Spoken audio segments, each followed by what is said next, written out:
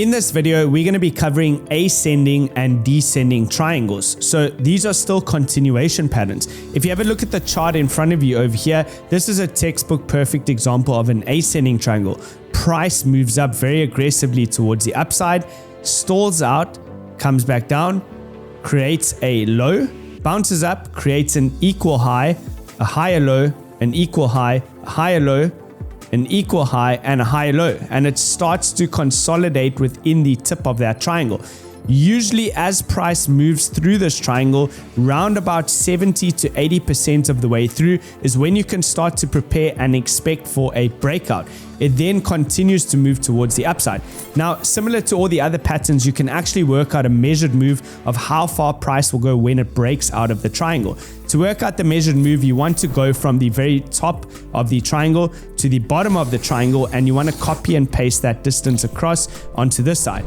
That will work out the measured move on the breakout. You work out the measured move on a descending triangle in exactly the same way.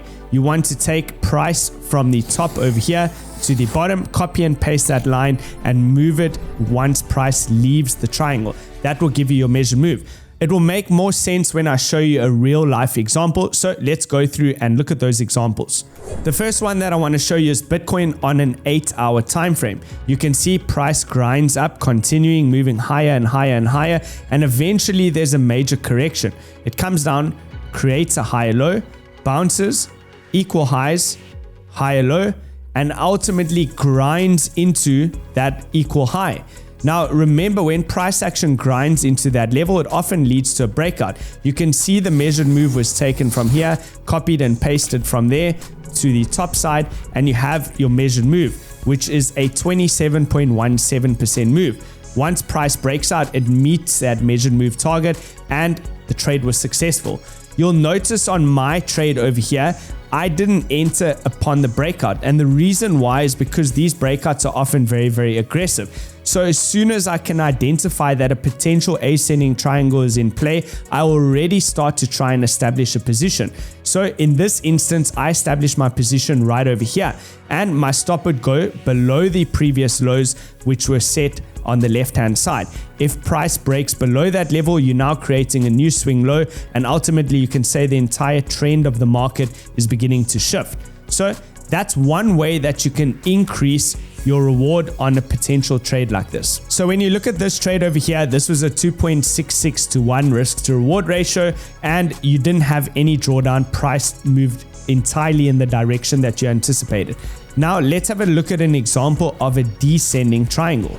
This is Bitcoin on a daily time frame, and this is an actual trade which saved me half of my net worth all the way back in 2018, and it played out like this. Price started to consolidate at that $6,000 region, creating equal lows, but lower highs, lower highs, lower highs, and I was able to identify that it's probably going to break through this floor, and that's exactly what happened. Price fell straight through, moving 44.81% down and meeting the exact target, which was the measured move, again calculated from top to bottom, copy and paste, and you move that over there. Bitcoin went all the way down to that $3,200 level. So in this instance, this trade was a 2.8 to 1 risk to reward ratio, a phenomenal trade, especially on such a high time frame, and would have saved you a massive amount of money. In the next video, I'm going to take you through the final 2 continuation chart patterns, which is going to be your cup and handle formation and your inverse cup and handle formation.